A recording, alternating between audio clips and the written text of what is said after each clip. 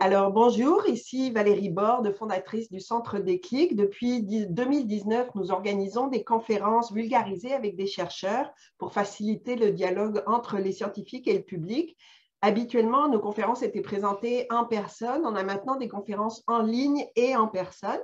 Le Centre Déclic est principalement soutenu par les fonds de recherche du Québec et la présentation aujourd'hui, la conférence est présentée et organisée en collaboration avec le GRIL, donc le groupe de recherche interuniversitaire en limnologie, dans le cadre de son programme Dialogue Menaces sur les lacs. Je vous présente donc Gilbert Cabana qui est avec nous aujourd'hui. Bonjour Gilbert. Bonjour Valérie. Alors, Gilbert, je vous le présente. Gilbert est originaire des Laurentides. C'est un passionné du milieu aquatique, hein, des grenouilles et des ménés, on pourrait dire, depuis l'enfance. Il a fait ses études à McGill, puis un doctorat sur les lacs, un post-doctorat ensuite à l'Université de Californie à Berkeley. Il est maintenant, depuis un petit moment, professeur en écologie aquatique à l'UQTR, membre du GRIL, dont on va vous parler un peu plus tard, et puis également membre du Centre Rive. Gilbert, avant d'entrer dans les problématiques du lac Saint-Pierre, pourriez-vous commencer peut-être par nous présenter brièvement le GRIL? Vous êtes toute une équipe en fait de chercheurs à vous intéresser au lac, hein, au Québec. Oui, le GRIL, c'est un des plus grands centres supportés par les fonds de recherche provinciaux au Québec. Donc, comme vous avez mentionné, c'est un groupe de recherche en limnologie. Limnologie, c'est la science des lacs. Donc, ça fait 32 ans que ce centre-là existe, regroupe 11 universités, 56 membres réguliers, je veux dire des professeurs, et au-delà de 200 étudiants et de stagiaires. Donc, on voit tous les logos des universités, des instituts qui sont ensemble pour étudier deux grands axes de recherche qu'on pourrait décrire comme le fonctionnement normal des écosystèmes, mais aussi on s'intéresse beaucoup aux menaces dues aux activités humaines qui auraient des impacts sur les rivières et les lacs du Québec. Aujourd'hui, on va parler du lac Saint-Pierre, qui est un lac qui est très, très particulier. Pouvez-vous peut-être, pour plusieurs raisons, hein, pouvez-vous peut-être d'abord nous le présenter, ce lac-là? Oui, on a ici une superbe photo là, de notre astronaute canadien Chris Hadfield du fleuve Saint-Laurent. Donc, il y a un petit mensonge. On pourrait dire que le lac Saint-Pierre, ce n'est pas vraiment un lac. En fait, c'est une section du Saint-Laurent. Mais vous voyez donc en haut à gauche, là où il y a cet élargissement qui est à côté d'ici de Trois-Rivières, on voit l'île en face de Québec. Donc, c'est un lac qu'on appelle des lacs fluviaux. Donc, ce sont des lacs qui ont des caractéristiques qui sont intermédiaires entre celles d'un lac où il n'y a pas tellement de courant, si vous voulez, et puis là, et une rivière.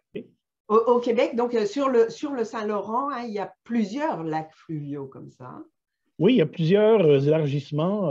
Donc, on voit en haut à droite le lac Saint-Pierre, c'est le plus grand de ces lacs fluviaux-là. Mais les gens de Montréal connaissent bien le lac Saint-Louis et plus en amont, le lac Saint-François. Donc, c'est donc les trois zones où peu profondes, puisque le Saint-Laurent devient plus large, et bien sûr, ils sont tous traversés par la voie maritime. D'accord. Si on regarde un peu plus près le lac Saint-Pierre, une des choses qui font que ce lac est très particulier, c'est qu'il est constitué d'eau qui ne se mélange pas vraiment, en fait, hein. Donc, qu'est-ce qu'on retrouve dans ce lac? Oui, mais en fait, ça, c'est important pour comprendre beaucoup de processus. On a tendance à penser que les grands cours d'eau, les lacs, sont homogènes. Mais en fait, si on regarde cette superbe image satellitaire, on voit bien que c'est loin d'être le cas. Et puis, on peut rapidement voir des eaux brunes parce que ce qu'on appelle les eaux brunes, ce sont les eaux de la rivière des Outaouais, donc qui nourrissent le fleuve Saint-Laurent. Au moment où on se parle en ce moment, environ 40 du débit du fleuve Saint-Laurent vient de la rivière des Outaouais. Et les autres eaux, on a les eaux vertes, à cause de leur couleur qui est différente, qui viennent des Grands Lacs, du lac Ontario. Et on voit que ça ne se mélange pas tellement. On voit aussi les panaches près de la berge. Donc, en haut, le panache, par exemple, de la rivière qui est dominée par l'agriculture, la rivière du Loup. Et aussi l'embouchure de la rivière Saint-François, qui rapidement, cette eau qui est plus foncée, se fait littéralement écraser le long des berges. Et donc, on a un lac à l'intérieur d'un lac. Donc, oui, on a deux lacs. Oui, effectivement. Mais pourquoi est-ce qu'il n'y a pas de mélange entre ces eaux-là? Bien, ça ne prend pas grande différence en densité pour que les eaux ne se mélangent pas, surtout si le débit n'est pas tellement fort. C'est un peu quand vous faites couler votre robinet au début, il y a ce qu'on appelle un écoulement laminaire. Et puis, plus vous augmentez le débit, éventuellement, ça se mélange. Donc, on est dans la zone où il y a de vitesse de courant, où il y a des écoulements laminaires. Et le fait qu'il y a des densités un peu différentes de ces masses d'eau-là, ben, fait qu'il n'y a pas de mélange. Et bien sûr, cela a des implications au niveau du concept de dilution de la pollution. Hein. Beaucoup de gens disent que la solution contre la pollution, c'est la dilution. Oui, ben, ça fonctionne si les eaux se mélangent, mais si les eaux restent isolées, ben, on n'a pas de dilution dans bien des endroits. Donc, on voit ici encore là des belles photos en bas à gauche par drone là, qui voit ce fameux lac dans le lac.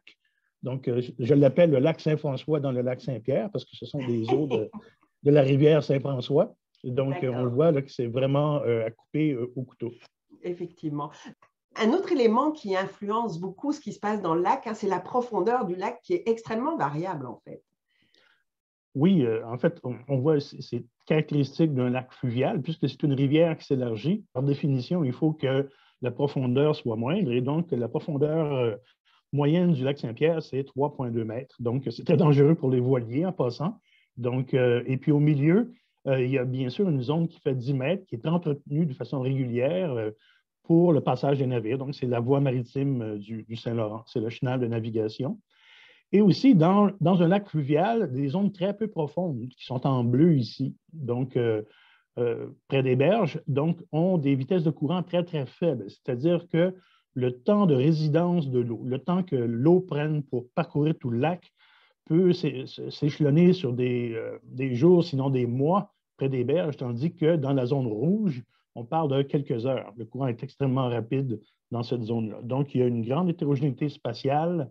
Donc, dans cette rivière qui est en train de devenir un lac, donc avec des ondes de plus en plus presque immobiles. D'accord. Et ce qui est particulier aussi avec le lac Saint-Pierre, c'est la taille de sa zone inondable. Hein.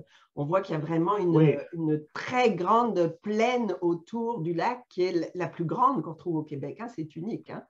Oui, ça c'est unique, clairement. Il y a des zones inondables dans certaines rivières, même certains lacs à la limite, mais ici, on a vraiment l'écosystème d'une plaine inondable qui est vraiment unique, donc la plus grande en eau douce au Québec.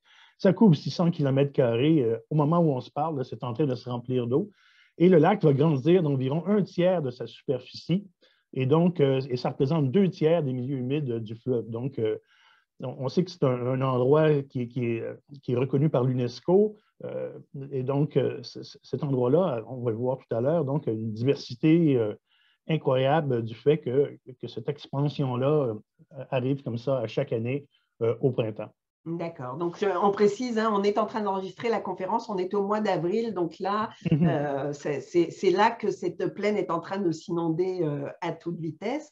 On va retrouver dans la plaine inondable hein, toute une diversité d'écosystèmes. Oui, de par cet écosystème-là, ben, on le voit, le diagramme, on part du lac où on a des herbiers aquatiques, on passe par le marais, la prairie humide, les marécages. On voit à droite, il y a une forêt d'érablières, une érablière argentée de toute beauté. Aussi, ben, une prairie humide un peu en haut à droite.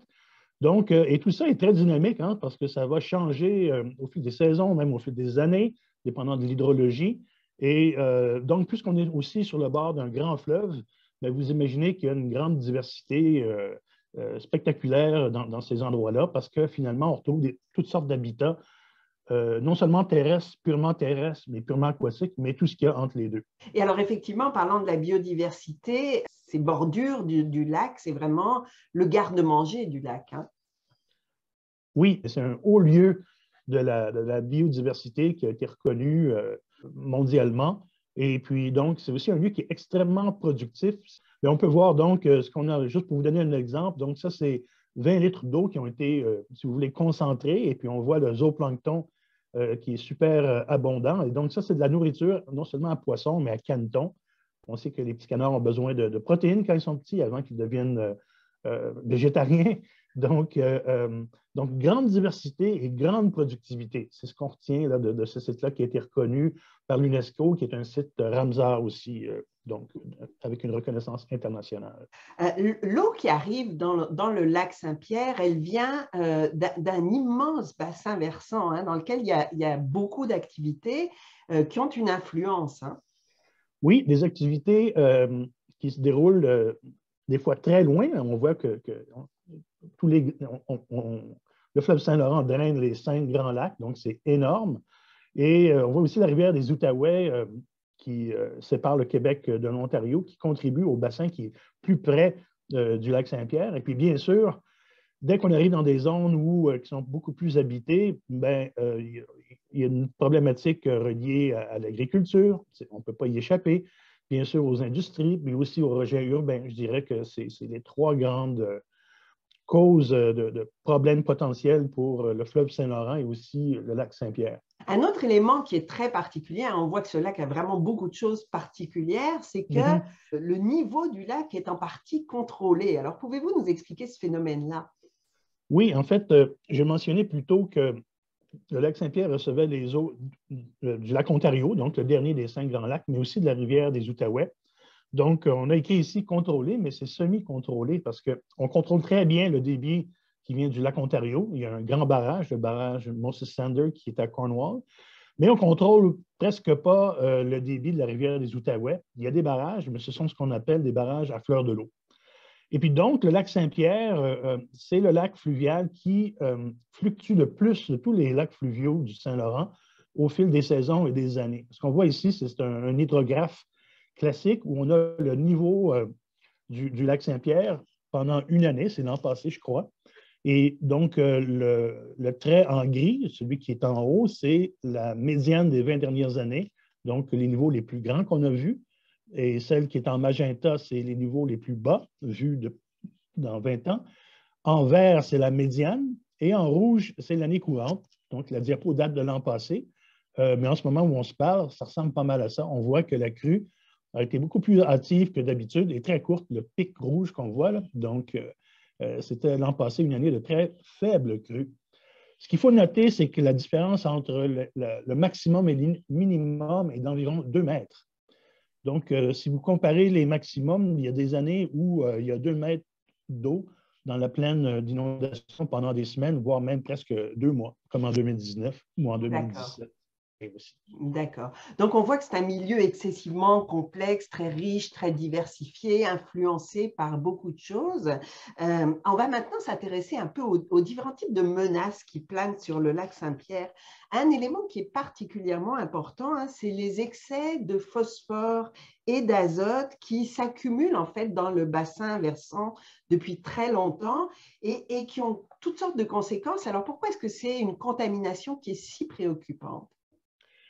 Ben, d'ailleurs, on voit des images de collègues là, du grill. Il y en aura sur les prochaines diapos. Donc, je suis honoré de présenter ces chercheurs-là. Et il y en a d'autres qu'on n'aura pas le temps, malheureusement, de présenter, qui travaillent aussi sur le lac Saint-Pierre. Et donc, pourquoi c'est important? Parce que les rivières qui alimentent le lac Saint-Pierre, pensons à la rivière Saint-François ou la Yamaska, contiennent des charges de nutriments très importantes. Et aussi, ben, leur propre bassin versant aussi contient beaucoup de phosphore. Et tout ça, ben, ça s'en va vers le lac Saint-Pierre, qui est peut-être pas le terminus, mais où il y a beaucoup d'accumulation de ces nutriments-là qui vont stimuler la production de plantes, mais aussi d'algues. Donc, Roxane, une collègue, Roxane Maranger, a fait une étude détaillée, un bilan, si vous voulez, des sources et des patrons d'exportation de ces nutriments-là, phosphore et azote, qu'on essaie de retenir le plus possible sur les bassins versants des rivières qui coulent dans le lac Saint-Pierre. Et Christiane Hudon aussi a fait des études vraiment fascinantes parce que ce qu'elle a observé, c'est qu'un débalancement des abondances de l'azote et du phosphore amenait à une prolifération de ces fameuses cyanobactéries, les algues bleu-vertes, si vous voulez, qui donc maintenant sont observées sur les berges du lac Saint-Pierre. Et donc, les locaux appellent ça souvent de la chemou, parce que vous avez une image au milieu, là. Oui. Donc, ce sont des algues assez nauséabondes. Et puis, on a démontré que les endroits où elles s'accumulaient avaient moins de poissons, par exemple, et aussi beaucoup d'invertébrés, de petites bestioles, étaient défavorisés dans ces endroits-là. Donc, c'est une grande préoccupation en ce moment, donc, de faire ces bilans et d'étudier le devenir, si vous voulez, de ces nutriments. Il y a certaines espèces qui aiment ces conditions un peu perturbées et qui en ont aussi profité pour venir s'installer dans le fleuve et dans le lac Saint-Pierre qui constituent une menace importante. C'est ces espèces exotiques envahissantes. Alors, qu'est-ce que c'est exactement ces espèces qui sont préoccupantes? Bien, en fait, il y a beaucoup d'espèces qui, bon an, mal an, depuis des décennies, arrivent soit d'Europe ou d'Eurasie. D'ailleurs, on voit l'image de Tony Riccardi à McGill qui travaille là-dessus depuis des décennies et qui cherche à prédire le succès de ces envahisseurs-là et puis peut-être d'examiner comment ils vont se comporter sous différents scénarios de changement climatique. On se demande tout le temps quelle place vont prendre ces poissons-là. Est-ce qu'ils sont en compétition avec les poissons qui existent? Est-ce qu'ils vont utiliser ce qu'on appelle de nouvelles niches? On voit la tanche ici à droite, là, qui est un spécialiste qui peut vivre dans des endroits avec des concentrations en oxygène très, très faibles. Le gobie à tache noire qui est apparu, en fait, ces deux espèces-là sont apparues dans les dernières décennies. Et puis, donc, on craint des compétitions. Par contre, des fois, ce n'est pas nécessairement ça qui arrive, mais c'est certain qu'il faut garder ces espèces-là à l'œil et on pourrait aussi parler plus tard dans la période de questions là, de la fameuse carpe asiatique qui, elle, représente une menace importante et dont on a vu l'ADN dans le système déjà et capturé un spécimen il y a quelques années. D'accord. La perche chaude, hein, c'est une espèce un peu emblématique du lac Saint-Pierre. Elle a déjà beaucoup souffert de ces conditions nouvelles dans le lac, des espèces envahissantes. Qu'est-ce qui s'est passé exactement avec la perche chaude? Oui, ben, en fait, Pierre Magnan et ses collaborateurs, surtout au ministère, et puis des gens ici aussi à l'UQTR, donc, ont suivi ce qu'on appelle le déclin de la perche chaude. Pour faire une histoire assez courte, donc, on a noté des problèmes avec ce qu'on appelle le recrutement, c'est-à-dire qu'il y a peu de jeunes perches chaudes.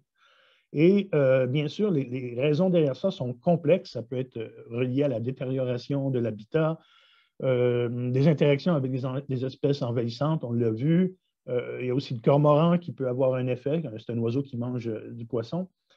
Et donc, ça a amené à un moratoire sur la pêche pour essayer de garder les gros géniteurs pour essayer donc de remettre cette population-là sur ses rails, mais la reconstruction est relativement lente et ben, on travaille là-dessus en ce moment. Donc, un sujet à suivre qui, malheureusement, ben, comme je dis, c'est une problématique qui semble perdurer et c'est clair qu'on ne voit pas de jeunes perches chaudes apparaître année après année ou très, très peu, ce qui n'était pas le cas avant.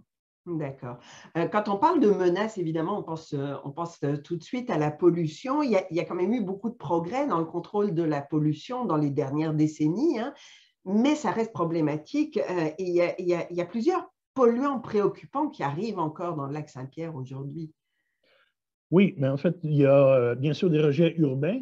Montréal rejette quand même, Montréal, Longueuil et Laval rejettent beaucoup de matière dans le fleuve Saint-Laurent. Il y a des contaminants émergents. En fait, c'est des contaminants souvent nouveaux qu'on connaît relativement peu. Et comme les médicaments qui sont rejetés par des rejets urbains, les produits de soins corporels, les retardeurs à flamme, ce qu'on appelle les perfluorés, des substances qui permettent de faire des poêlons qui ne collent pas. Tout ça peut être bio-amplifié, donc atteindre des concentrations élevées ou avoir des effets sur les poissons, par exemple. Et il faut noter, donc, on a pas mal de collègues qui travaillent là-dessus. Et ce sont des substances qui sont, et ça, c'est quand même important de le mentionner, qui sont chères à analyser. Ça coûte cher à faire ces analyses-là. Et donc, ça limite le balayage qu'on peut faire du système. Et bien sûr, il y a les pesticides qui, eux, viennent du milieu agricole. Les pesticides, on sait qu'il y en a deux grandes catégories. Donc, il y a les herbicides, donc les glyphosates, l'atrazine, qui sont utilisés en agriculture, et aussi les insecticides comme les néonicotinoïdes ou les néonics, comme on dit, qui servent donc à contrôler les pestes agricoles. Et donc, François Guillemette a organisé plusieurs missions à bord du Lampsilis sur le lac Saint-Pierre dans les dernières années et a collaboré avec Marc Amiot, Sébastien Sauvé, donc des chercheurs qui travaillent sur ces substances-là dans le Saint-Laurent et aussi dans les rivières. Et leur constat, c'est que sur 68 échantillons, dans une de ces campagnes-là, eh bien, on a pu détecter au moins un pesticide dans presque tous les échantillons et 50% des sites contenaient des néoniques. Et dans 13%, on avait qui étaient détectés à des seuils qui sont au-delà du seuil qui est considéré toxique. Ouais. Donc, on voit qu'on a quand même une préoccupation au niveau de ces substances-là. D'accord, oui. Et une autre préoccupation, c'est un peu directement autour du lac, hein, ce qui se passe dans les cultures environnantes. Il y a vraiment eu des changements à l'intérieur de la plaine inondable qui ont aussi des conséquences, hein. Oui, en fait, c'est relié avec ce qu'on vient de dire au niveau des herbicides, des pesticides. C'est que, oui, ces substances-là peuvent être transportées sur de longues distances par des rivières, comme la Saint-François, par exemple. Mais il faut réaliser qu'il y a pas mal d'agriculture sur le bord du lac Saint-Pierre. Et cette agriculture-là, pardon, a beaucoup changé depuis une cinquantaine d'années et plus. Donc, on est parti d'une culture qu'on appelle pérenne, donc du foin, qui n'a pas beaucoup d'impact écologique, à une culture annuelle, donc du maïs et du soya. Si vous vous baladez là, sur l'autoroute 40, vous allez voir du maïs. Si l'inondation était courte et puis si l'inondation était longue, ça sera du soya.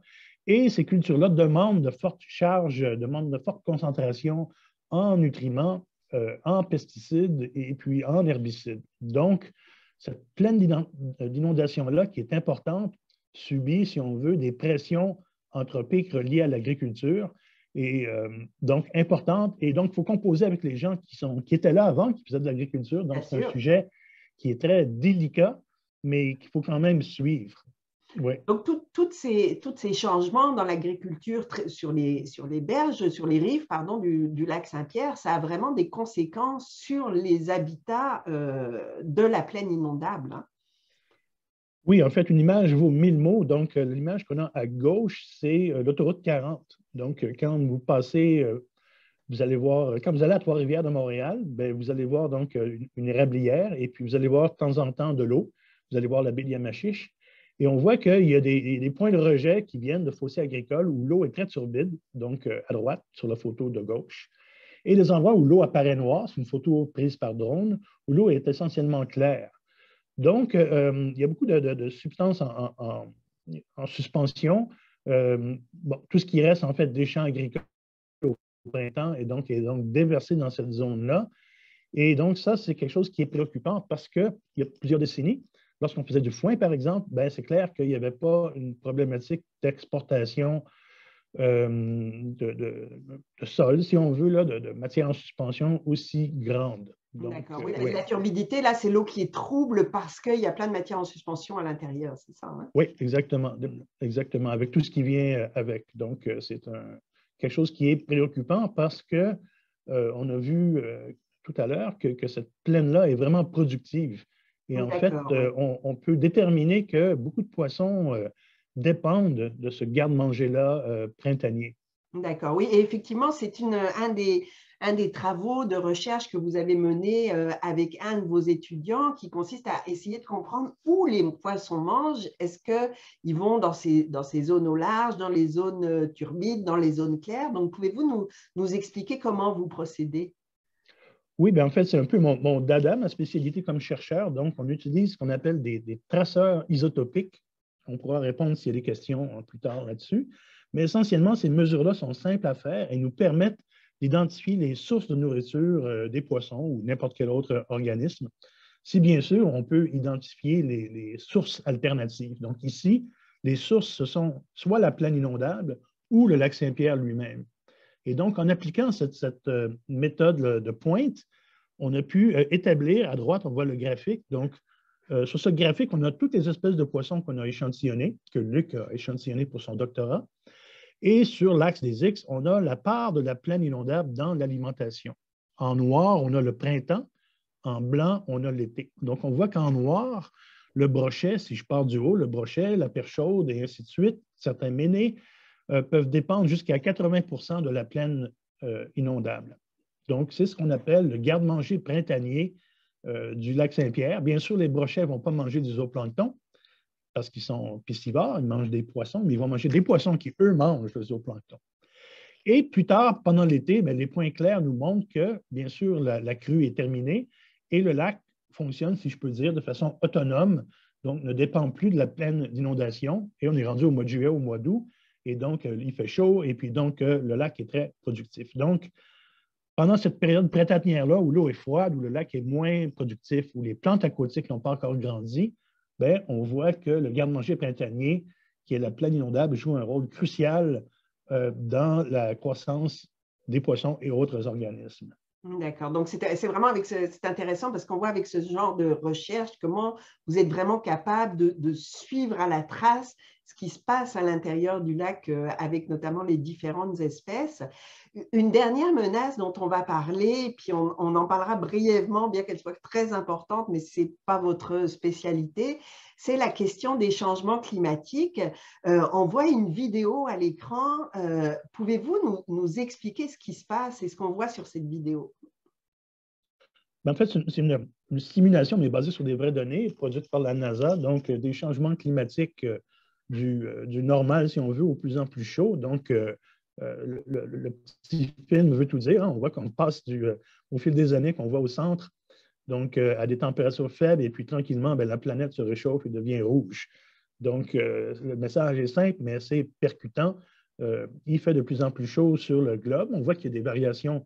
Ce n'est pas si clair que ça, mais on s'entend qu'on passe dans le rouge un peu partout, là, donc jusque dans les années 2018, je crois, où la simulation s'est terminée. Il y a beaucoup de chercheurs dans le grill qui s'intéressent à ça, donc Béatrix Bessner, là, qui est aussi la directrice du grill. Et en ce qui concerne le lac Saint-Pierre, c'est certain que le lac Saint-Pierre dépend de la quantité d'eau qui est dans les grands lacs. Et aussi des précipitations dans la rivière des Outaouais, précipitations hivernales, patrons de pluie au printemps. Et tout ça, c'est extrêmement difficile à prévoir. On a parlé avec des experts qui ont différents scénarios. Il y a des scénarios où il va y avoir une hausse des précipitations, mais qui ne sera peut-être pas éternelle, et d'autres non. Donc, c'est difficile de se mouiller, si je peux me permettre la blague, et de dire que nécessairement le fleuve va atteindre des niveaux très, très bas dans les prochaines années. Mais c'est certain que c'est quelque chose d'inquiétant et dans un scénario où les crues changeraient ou encore les niveaux pendant l'été seraient différents, bien, on aurait des impacts au niveau écologique, mais aussi social et financier à cause de la navigation, les prises d'eau, et ainsi de suite. Donc, c'est quelque chose à suivre. Et puis, pour voir si dans 10 ans, 15 ans ou la prochaine génération, on aura un fleuve Saint-Laurent qui ressemble un peu à ce qu'on a encore. Pour finir, Gilbert, pouvez-vous vous présenter, on a dit au début de la présentation que vous étiez également membre du RIV, donc pouvez-vous nous présenter ce groupe de recherche dont vous êtes membre? Oui, merci. Bien, le RIV, c'est le centre de recherche sur les interactions entre les écosystèmes aquatiques et les bassins versants. Et donc, je suis vraiment content de mettre cette photo-là. Premièrement, parce qu'il y a beaucoup de gens sur cette photo qui travaillent sur le lac Saint-Pierre, qui n'ont pas été mentionnés dans ma présentation, mais croyez-moi, donc, puisqu'on est à côté du lac Saint-Pierre, la grande majorité des chercheurs travaillent sur différents aspects du fleuve Saint-Laurent et bien sûr du lac Saint-Pierre. Donc, on est un groupe très actif, donc c'est la section publicité. Alors, venez étudier à Trois-Rivières, à l'UQTR, au RIV, un groupe hyper dynamique avec des spécialistes qui travaillent sur tous les aspects du lac Saint-Pierre, du Saint-Laurent et aussi des lacs sur le bouclier canadien. Donc, oui, on voit que vous avez l'air d'avoir bien du fun, puis en même temps, c'est des sujets qui sont préoccupants, donc c'est important d'avoir de la relève aussi pour s'en occuper, étudier tout ça. D'ailleurs, vous avez ici Pierre Magnon au centre, qui était le directeur du RIV, mais qui a aussi été le directeur du grill avant. Et puis, sans nommer les gens, il y a des gens des ministères qui sont ici. Donc, vous avez ici une brochette de gens qui font partie d'organismes de bassins versants, des ministères. Donc, pour nous, c'est très important de collaborer avec ces gens-là de façon étroite et c'est ce qu'on fait. C'est pour ça qu'annuellement, on fait un gros party comme ça près du fleuve pour avoir des présentations scientifiques et saluer toutes ces belles collaborations-là. D'accord. Puis avoir aussi beaucoup de fun, parce que vous travaillez donc sur des sujets vraiment intéressants et avec une bonne équipe. On arrive maintenant à la fin de notre présentation. Merci beaucoup, Gilbert, pour ces explications très, très éclairantes. Merci aussi à vous, cher public, de votre attention. Merci également au GRIL dont on a parlé, le groupe de recherche interuniversitaire en limnologie, à nos partenaires des fonds de recherche du Québec. C'est maintenant la fin de cette vidéo, mais ne quittez pas, on revient tout de suite à vous pour le direct pour répondre à vos questions. Merci.